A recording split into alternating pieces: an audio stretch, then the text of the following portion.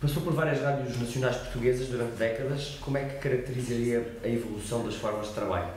Ou seja, a relação com os colegas, os estúdios, a programação. Como é que esta evolução toda é encarada por si? Com os colegas tenho que dizer que eu sempre me dei bem. Não quer dizer que seja pior ou má pessoa, mas o certo é que eu sempre me dei bem com os colegas. Portanto, nesse aspecto, no aspecto de ambiente, não me tenho de queixar. E em contrapartida, tenho os colegas todos a tratar-me como costuma dizer nas palminhas da mão. Mas sempre foram, para além de colegas, amigos. Criei, e é curioso que muitos deixo de contatar com pessoas com quem trabalhei há 20 ou 30 anos, e quando me telefonam ou quando me veem de novo, é uma grande festa, como tivéssemos encontrado naquele momento. Portanto, nesse aspecto não está. O aspecto, estava a perguntar, o aspecto de rádio, da evolução das rádios. As mudanças nas formas de trabalhar, a alteração nos dispositivos técnicos e como é que se alterou os processos de... Eu não vou ser muito simpático, mas também não estou aqui para ser muito simpático. Exatamente. Ou seja, como é que a atividade foi influenciada e alterada? Tecnicamente não há comparação possível.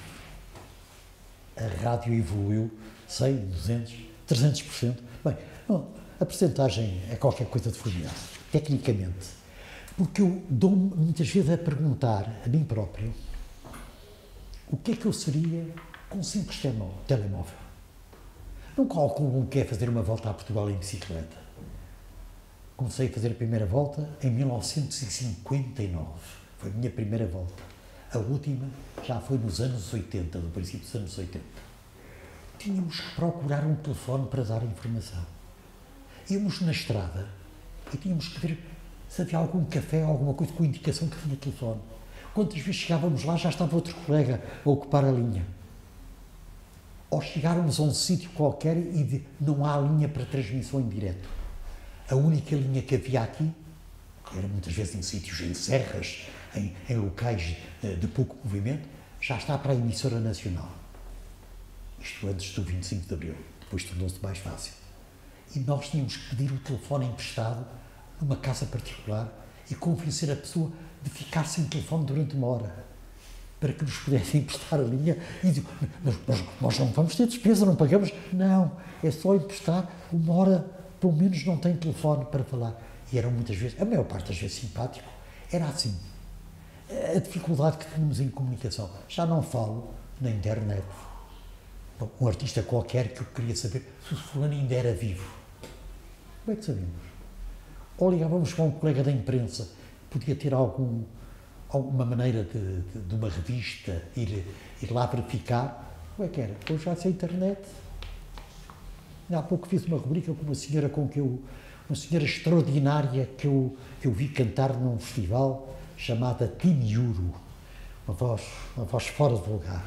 Cantava canções, normalmente todos os artistas. A canção que eu vou transmitir é do Ray Charles, aquela canção Eu Não Posso Deixar-te Amor, I Can't Stop Loving You, e com o Johnny Ray cantava. E eu perguntei a mim próprio, será? Eu já a conheci, mas ainda nova, será que ela já faleceu? Internet, já faleceu em 2004. Não tinha resposta. E esses pequenos nadas, portanto, no aspecto, digamos, evolutivo de técnica, de consulta, não tem comparação. No aspecto de criatividade, não tem acompanhado. Agora, podem perguntar, mas é por falta de gente com valor? Não. Há gente na rádio atualmente com um grande valor, na locução, na produção. Então, porquê é que não executam? É outra pergunta. Porque hoje há uma pressão enorme nas empresas de rádio. Já estou numa idade e num passado de rádio que já posso dizer tudo. Gostem ou não gostem. Eu tinha uma ideia, apresentava essa ideia e normalmente o que eu ouvia dizer logo era segue, faz. Hoje em dia não. Não, tens que esperar, temos que ver se tem audiência, temos que ver se o público é que é dedicado é aquele que nos interessa, temos que ver se no aspecto comercial tem isso. Temos que ver, e por vezes a ideia morre à nascença. E as pessoas cansam-se.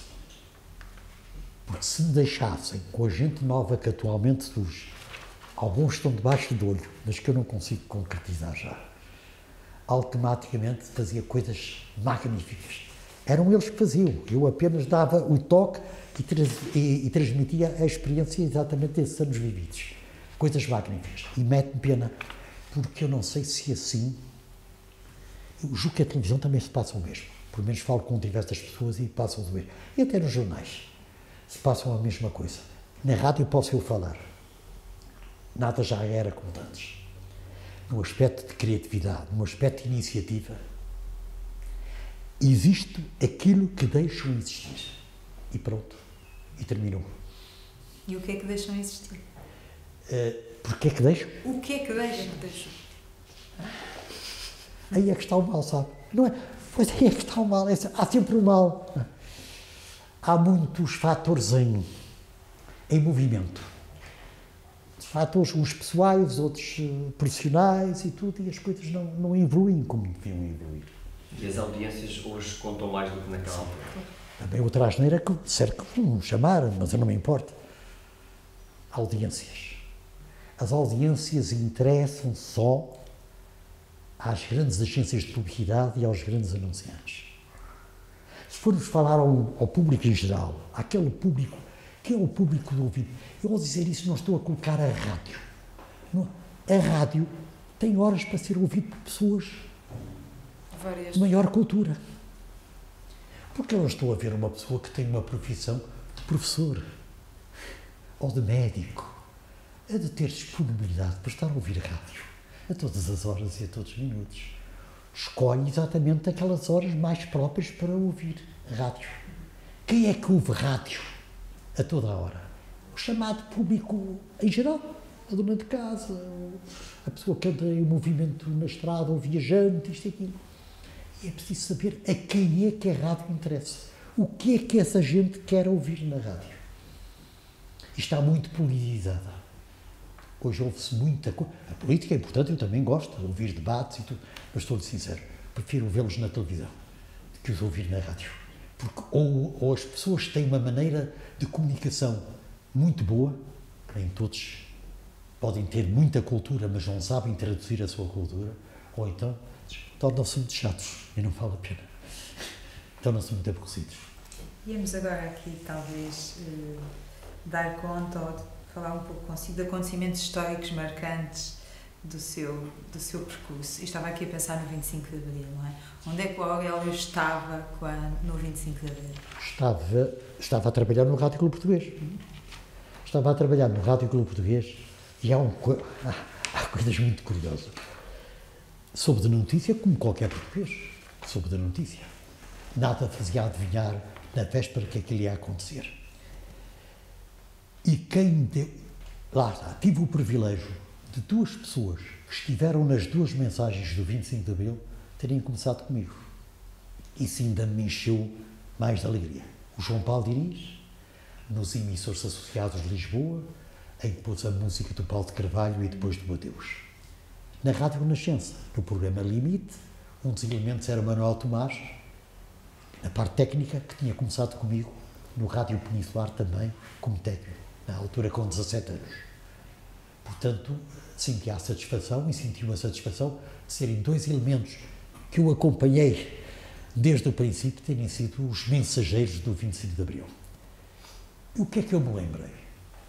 Tive a notícia, de madrugada, a primeira pessoa a quem eu liguei, foi o João Paulo Diniz, que tinha sido o homem da mensagem. Então, João, sabes que houve qualquer coisa de especial? E ele disse, houve. Houve. Disse, houve uma coisa de especial? Está a dizer, pois, mas isso. No dia seguinte, chega-se a mim e pede-me desculpa. Aurélio, eu não te podia dizer nada. Eu disse, ainda hoje te fico a admirar mais. Porque podia haver um descuido da minha parte e podia ter estragado tudo. E posso-vos contar a história em nome dele, que é uma história curiosa. O João Paulo Diniz fazia o carrossel de manhã no Rádio Clube Português, em onda média. Eu fazia o da tarde, o carrossel e a FM. E a senhora da recepção do Rádio Clube Português foi ter com ele e disse, olha, João Paulo, está ali um senhor que lhe quer entregar umas novidades em disco. Está ali no carro, vá lá ter com ele ao carro.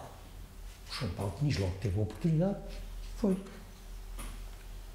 Entrou no carro, quem era? O capitão Costa Martins, que veio a ser o Ministro do Trabalho depois do 25 de Abril. Disse ao João Paulo, você sabe, não há nenhum disco para si. Eu venho da parte do Hotel Saraiva de Carvalho, que esteve consigo na Guiné, conhece-o suficientemente, o general Spínola também, estão à parte, que era o guarda-costas do João Paulo Diniz, quando ele ia fazer reportagem. Ele dizia ao Spínola, meu general, o que é que eu levo? Que arma é que eu levo? O gravador. A tua arma é o gravador. Está bem, mas nós vamos para um sítio perigoso. Alguém me protege? Protege, sim. Quem te vai proteger é o capitão Ramalho Yanes. Era o capitão Ramalho Yanes, na altura, que era o defensor do João Paulo Diniz. Ele esteve na Guiné, teve lá um programa dedicado exatamente às Forças Armadas na Guiné, conheceram-no suficientemente e o Costa Martins disse, pronto, és tu que vais dar a primeira mensagem nos emissores associados de Lisboa. Às 11 da noite, metes uma música, e essa música que é para a tropa se preparar, para estar tudo pronto, para depois poder sair. Que música? Eu achava que pôr uma música do José Afonso. João Paulo diz, não, nem pensar numa coisa dessas. Se põe o José Afonso a pide, que já anda atrás das músicas do José Afonso, mais rapidamente vai dar por qualquer coisa. Olha, o Paulo de Carvalho acabou de ganhar um festival RTP e depois do adeus. Olha, boa ideia. Foi assim. João Paulo Diniz chegou às 11 horas, emissores associados de Lisboa, Rádio Peninsular, são 11 horas, e depois do adeus, Paulo de Carvalho. Quem estava a ouvir, que os associados tinham uma grande audição na região de Santarém, onde estavam as tropas a prepararem-se, ficaram em preparação. Qual era a saída definitiva? A Rádio Renascença, que tinha cobertura nacional. Então combinaram com os produtores do programa Limite, o Manuel Tomás, o programa era, o João Paulo Diniz estava em direto e o programa da Renascença era gravado, com medo da censura. Que tivessem desconfiado, gravaram e quando chegou àquela hora, Grândola Vila Morena.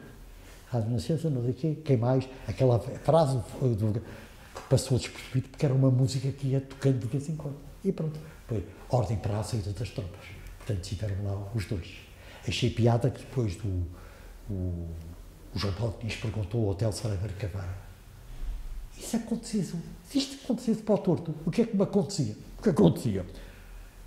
Tu ias para Caxias, eu ia para a prisão militar que fica na outra margem, que é ali ao pé do... Não é Ginjal, é ali numa terra... Na Trafaria? Na Trafaria. Eu ia para a Trafaria e tu ias para os Caxias, simplesmente. Não havia nada. Portanto, são casos curiosos que achei piada, porque o meu 25 de Abril foi assim. Claro, foi a satisfação de eu deixar de ouvir disparates que eu ouvia na censura. Com os casos que eu tive na censura, dos mais disparates possíveis. Não quer contar? Não, posso, tive diversos. O primeiro foi quando estava eu na rádio há uns 2 ou 3 anos, com a minha loucura de rádio, era assinante das tais revistas Salut Les Copains, de uma revista alemã chamada Bravo, de uma revista brasileira chamada Revista do Rádio, e de uma revista espanhola que era Ondas, que organizava todos os anos um prémio para premiar quem melhor fazia a rádio em Espanha, como produtor, como locutor e tal. E na revista Ondas eu vi assim, curso de rádio, de produtor, à larga, escola em Madrid, não sei quantos anos. Isto é o ideal. Não tenho ninguém que me ensine, não há universidades, não há nada. Eu tenho que aprender exatamente à custa da hora. Mandei uma carta para lá, se eu podia frequentar o curso. E disseram, pode frequentar, até como é de produção. Fazemos o seguinte, acharam uma piadão enorme de um português querer frequentar. Mandavam-me as lições e eu respondia, dava resposta às lições e tal, só me disseram, no fim é que você tem que fazer cá o exame final. Então mandaram umas lições, durante o caso um ano, eu ia respondendo e tal. Quando chegou ao fim do curso, eu fui à Espanha fazer provas. Quem dirigia aquilo era um locutor muito popular em Espanha, era o Artur Agostinho lá do sítio, chamado Bobby Deglani. tinha programas na Rádio Madrid, programas ao vivo de iniciativas. Fiz e o diploma, atenção, com a classificação de muito distinto. Não é, percebe o posto, não é qualquer pessoa. E fiquei muito contente com o curso. E fiz um artigo dizendo que tinha tirado o curso na escola e que devia haver em Portugal uma escola de rádio. Que era assim, das pessoas que gostavam da rádio como eu, que podiam aprender, pelo menos com profissionais mais experientes. Fiz o artigo e mandei. Os programas tinham que ir para a censura 48 horas antes. Não podíamos gravar o programa, nem lê-lo em direto, se não tivesse visado pela Comissão de Censura. Mandei. O que é que eu pensei? Fiz o artigo dizendo que eu tinha tirado o curso em Espanha, que em Espanha que dava o exemplo. Disse, não me vão chatear. Em Espanha está o Franco, na mesma linha do Salazar, com certeza que está tudo bem. Enganei-me. Veio cortado com o lápis azul, totalmente. E na margem do papel, uma frase inesquecível para mim. Primeiro só sabiam informações, que eu era, que não era. Sim, não era por acaso. E puseram assim. É uma grande verdade, mas habitue-se, como jovem que é, que nem todas as verdades se podem dizer. É desgastante. Como é que... É uma grande verdade, mas nem todas as verdades se podem dizer. Cortaram. Pronto. Essa foi a primeira. Pronto, já. Devia ter ficado vacinado, mas não fiquei. Passados uns tempos, já nos anos 60, um colega meu, que era fotógrafo do Benfica, ia acompanhar o Benfica à Taça dos Campeões Europeus à Bulgária, a Sófia. E teve uma hepatite. Disse ao Aurélio, tens que ir tu. Eu fotografia, não tiro que não sou fotógrafo, mas posso. Aquilo era para gravações, não era para transmissão em direto o relato, que eu nem sabia outra história. Relatos fiz uma vez e fiquei, não está nada aqui vermelho, pois não, mas posso dizer, fiquei pior, a vergonha que eu senti, nunca mais na minha vida. Mas vais lá tu. Eu fui à APIT um mês antes pedir o visto, que não era bem, António Maria Cardoso. Cheguei ao primeiro andar, fui com o agente. Do primeiro andar para o segundo já fui com outra gente. Não era com o mesmo que a gente era acompanhado. Não fosse alguém de ser conhecido. Cheguei lá, estava o senhor inspetor. Ouça lá. Era assim. Ouça lá. Porquê é que quer ir à Bulgária? O inspetor, com um colega meu, adoeceu, estava com hepatite e com antecedência temos que tratar dos vistos. Eu tenho aqui para pedir o visto. Já alguma vez saiu do país? Eu já estive diversas vezes em Espanha. E aos custos. Isto não conta. Estava lá o Franco, não contava. E também estive no Luxemburgo, nos campeonatos da FISEC, que eram os campeonatos desportivos femininos e masculinos. Os femininos foram no Luxemburgo, os masculinos foram em Gerona, em Espanha. Estive no Luxemburgo. Ele rapa de um papel e diz-me: saiu pela fronteira de Val Formoso no dia tantos de abril, esteve hospedado no hotel tal no Luxemburgo, regressou pela fronteira de Vila Formosa outra vez, tal. Diz, inspetor, está aí tudo. Está, pois eu sei que está, mas é para ver se coincide. Porque eu tinha um mal, era próprio do programa do Paju, nessa altura já era o Paju, lidava com muitas coisas fora e eles julgavam que eu ia para qualquer coisa do Partido Comunista Português com as jornadas de juventude. E mais ainda, eu tinha uns prémios no Paju que premiava as figuras que mais tinham feito pela juventude no ano anterior. Portanto, era um género de Oscars. Lá estou eu com uma iniciativa que ninguém tinha tido. E entregava os prémios num espetáculo que o programa tinha no Cinema Roma. O primeiro ano é que eu entrego ao Mário Castrinho, pela página Diário, pelo Diário de Lisboa Juvenil, em que nasceu tanto poeta, tanto prosador, nasceram ali na página. Mário Castrinho, que era militante do Partido Comunista Português. E quem foi receber? Uma pessoa tão querida, não é? A Alice Vieira. A Alice Vieira é que foi receber o prémio, ainda na altura estudante universitária. Tenho fotografias, não tenho, entreguei uma fotografia a ela a recordar esse tempo. Partido Comunista Português, tal. O Aurélio não descansou. Mas eu não fazia, sinceramente, não tinha nada a ver com a política. Fazia porque achava que eles mereciam. No ano seguinte, entrego o prémio aos Jogos Juvenis do Barreiro.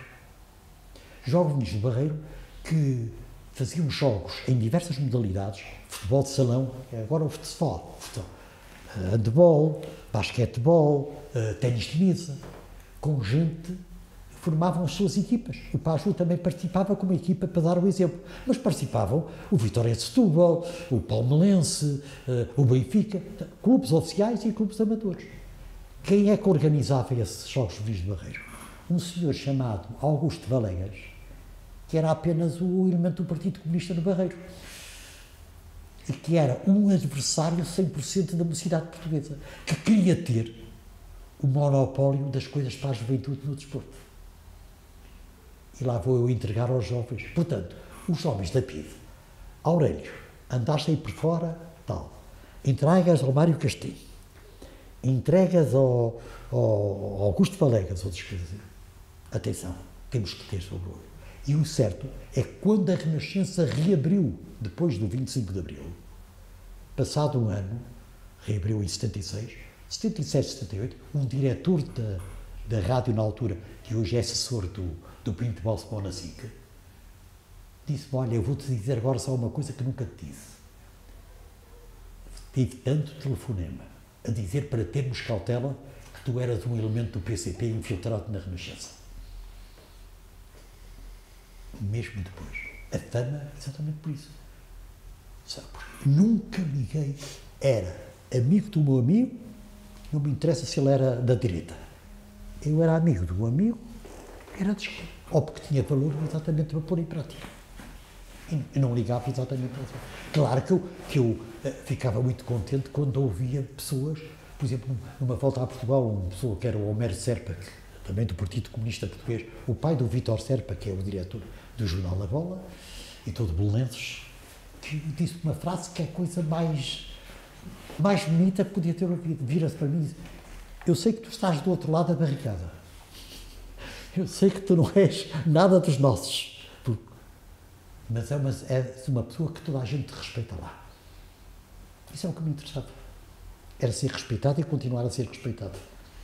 É outra história que lhe vou contar rapidamente. Também é de um fulano que me veio avisar que a PIDE andava preocupada, que eu andava a pôr um disco chamado PIDE, um disco de um conjunto espanhol chamado Los Tamara, e eu punha muito disco porque o disco era um disco muito sentimental. PIDE, PIDE, PIDE, eles jogavam que eu andava a brincar com eles. Por isso chamava o disco. Portanto, coisas das mais estúpidas que podem existir. E uma vez, desculpe só, uma vez, tinha todo o motivo para me terem levado para Caxias, não me levaram. Eu tinha um problema, eu vou falar um fulano, foi jornalista, deixa-me ver que de vez em quando, também tenho boa memória, Dinis de Abreu. O Dinis de Abreu foi diretor do Diário de Notícias, jornalista do Diário de Notícias, e trabalhou comigo também quando ainda era estudante universitário. E pediu-me para realizar um programa em que ele é que era o entrevistador. Eu produzia o programa e fazia a locução do programa. E ele só fazia as entrevistas. O programa chamava-se Primeira Fila. Era um programa de meia hora, entre as 7h30 e as 8 da noite. Para coisas que às terças-feiras, nunca me esqueço. Quem é que ele convidava para as entrevistas? Luís Tal Monteiro, o Rogério Paulo, o Vano Tavares Rodrigues, está a ver, a fina flor.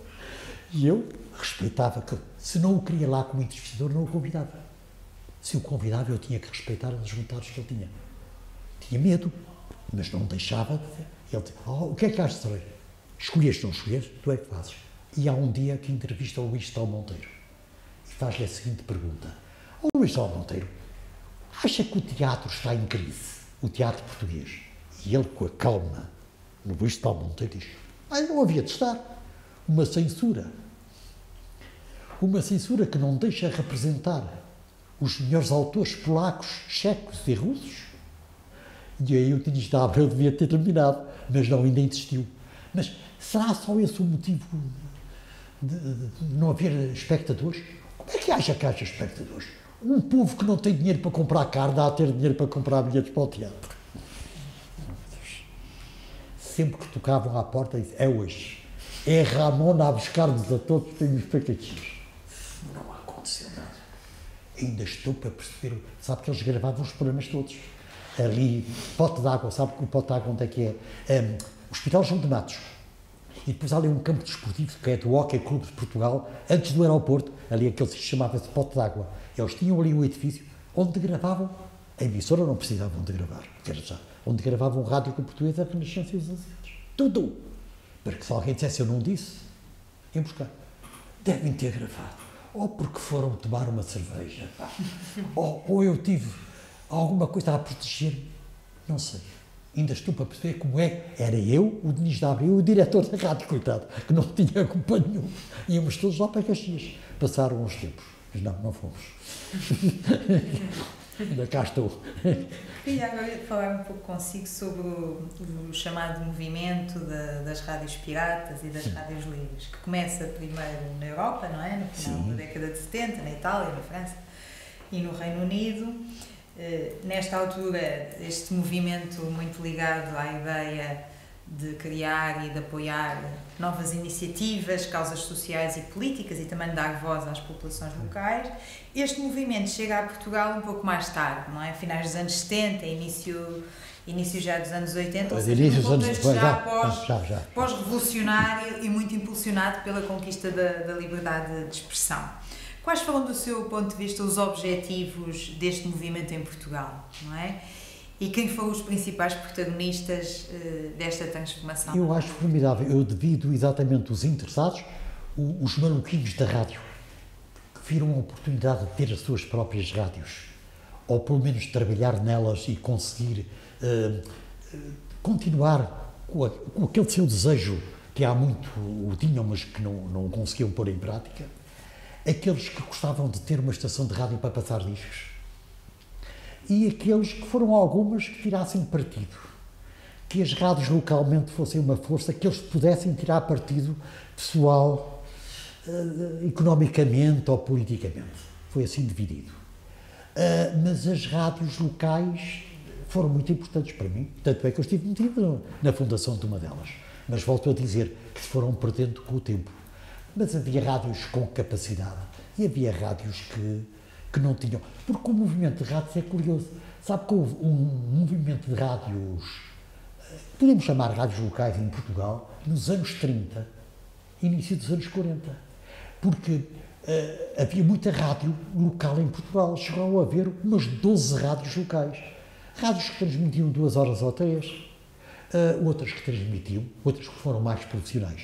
E quando acabou a guerra, o Salazar disse: acabam essas rádios locais todas e vamos formar os emissores associados a Lisboa com as 4 que eu considero, ele ou alguém que lhe dava o conselho, que ele de rádio não percebia nada, automaticamente que tenham provado que tecnicamente e no aspecto humano sejam as melhores. Então escolheram o Rádio Peninsular, onde eu comecei, o Rádio Graça, o Clube Radiofónico de Portugal e a Voz de Lisboa. Esses 4 reuniram-se em emissores associados a Lisboa. O emissor era o mesmo, primeiramente Onda Média e depois passou a também ter FM, e dividiam as horas do dia, X horas, por cada um dos estúdios. Portanto, as horas trabalhavam por Peninsular, trabalhavam a Voz de Lisboa, muito bem. Acabaram essas rádios locais. Para acabar com certa coisa que acabou por existir nesse movimento do início dos anos 80. Se eu disser que contam os mais idosos na altura e que trocávamos muito impressões, que havia rádios, por exemplo, havia a rádio de um senhor que era bombeiro, tinha a rádio e de vez em quando fazia tudo. Produção, ele fazia tudo, ele era a rádio. O senhor chamado de apelido Medeiros. E então, como era bombeiro, acontecia muitas vezes que ouvia-se tocar a sirene. Porque ele tinha a sirene do quartel ligado lá para saber quando havia. E então a sirene começava a tocar e ele não esperava mais nada, abria o microfone. Agora, senhores ouvintes, vão-me desculpar, vamos interromper a nossa emissão, que eu tenho que ir para o incêndio. Posto isto, toda esta reviravolta, não é? Todo este longo e largo percurso, o que é que considera ter sido mais compensador em termos profissionais? O facto de estar na rádio, o que é que, em suma, acaba por ser mais compensador em termos profissionais? Depois de tantas alegrias que tive, também de tristezas, É natural que não tudo pode ser alegria.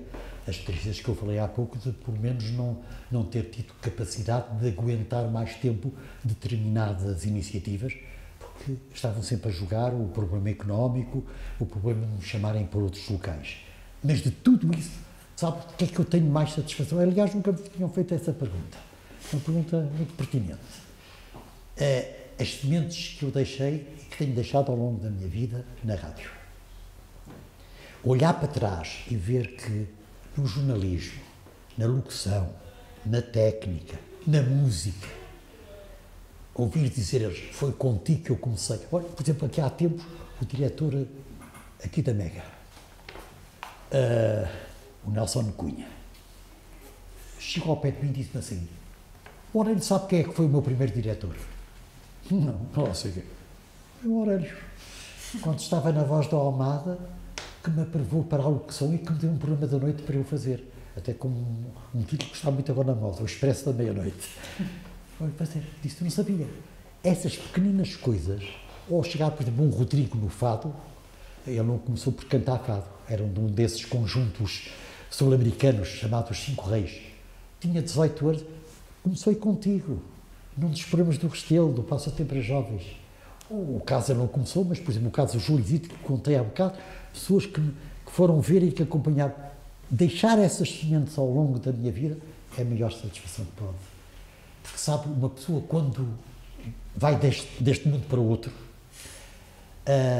deixa saudades na família e tal, mas eu acho que aquilo mais bonito que pode deixar são essas sementes. É ver alguém ao longo do tempo, e não são pessoas que dizem, são pessoas da sua idade. É que eu vou encontro pessoas agora que dizem isso, com os 20 e tal anos, outros com 30, outros com 40, outros 50, outros 170, de diversas gerações. Quer dizer que ao longo destas gerações todas, eu fui deixando exatamente essas sementes. E se eu fosse produtor, se me deixassem ser produtor, e pudesse ser produtor como antigamente, eu já, como dizia há bocado, já tinha aí uma série de pessoas em vista, vejamos aí coisas magníficas. Pode crer. Absolutamente. Porque tinha a certeza que entregava nas mãos, por exemplo, o Rui Pego. O Rui Pego entrou na Rádio Renascença com 18 anos. Quando entrou na Renascença não sabiam que programa é que lhe haviam de entregar.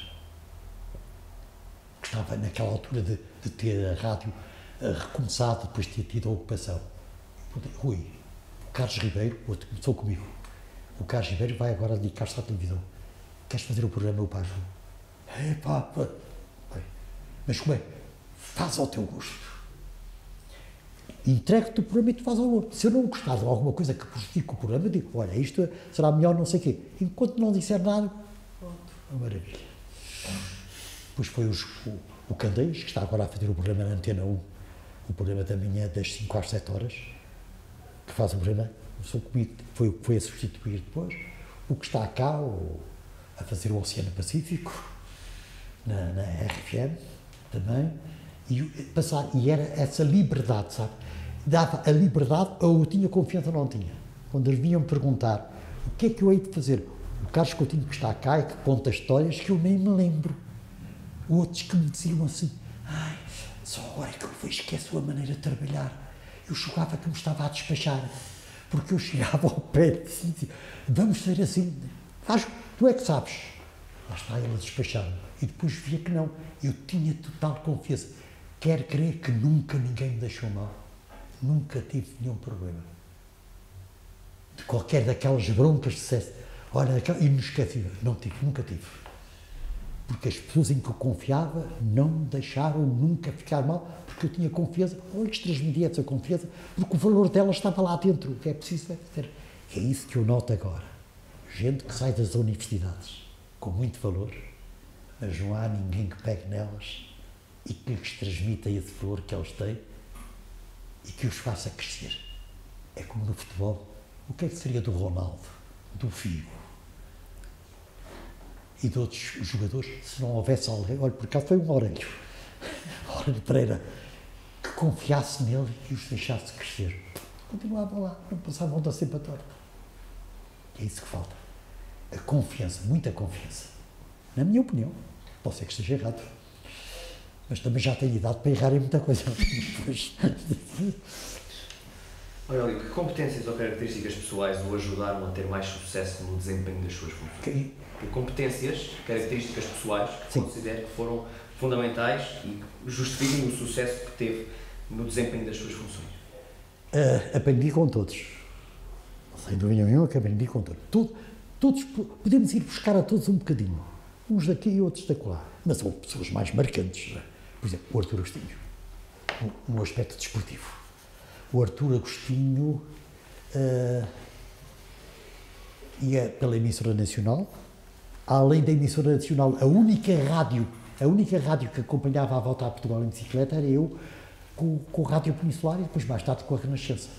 Só ia à emissora, as únicas pessoas da rádio eram eu e o Artur Agostinho. E a primeira volta que eu fiz foi em 1958, 20 anos. Ou antes, ainda não tinha. Eu ia fazer 20 anos em dezembro, ainda tinha 19. E o Artur Agostinho, como bom observador, nunca mais me esqueço, uma etapa que acabou em Estremoz. Hoje vais almoçar comigo. Hoje és meu convidado. Eu fui almoçar com o Artur Agostinho, já aí senti uma satisfação enorme, porque o Artur Agostinho era o Artur Agostinho. Pronto. Começou o almoço e disse: vejo o teu interesse pela rádio e o ciclismo. Quero-te dar uns conselhos. Tenho muita cautela com as entrevistas com os ciclistas, porque a maior parte deles, alguns são analfabetos, mesmo analfabetos. Outros, coitados, têm as coisas rudimentares, exatamente. Depois com aquilo uma nota, mas é à parte disso. Que é uma coisa muito curiosa. Lá estão as histórias. Tem muito cuidado, faz uma pergunta ao do outro e vai logo para outra. Porque eles não aguentam perguntas muito complicadas. Há um que aguenta, que tem o antigo 7º ano do liceu, que é o Alves Barbosa. Com esse podes dialogar. Mas pouco mais. Fica por aí. E foi muito útil esse conceito. E mais um aspecto, quando ele veio formar a Bola Branca com o Ribeiro Cristóvão, convidou-me logo para a equipa. Eu sou da equipa fundadora da Bola Branca.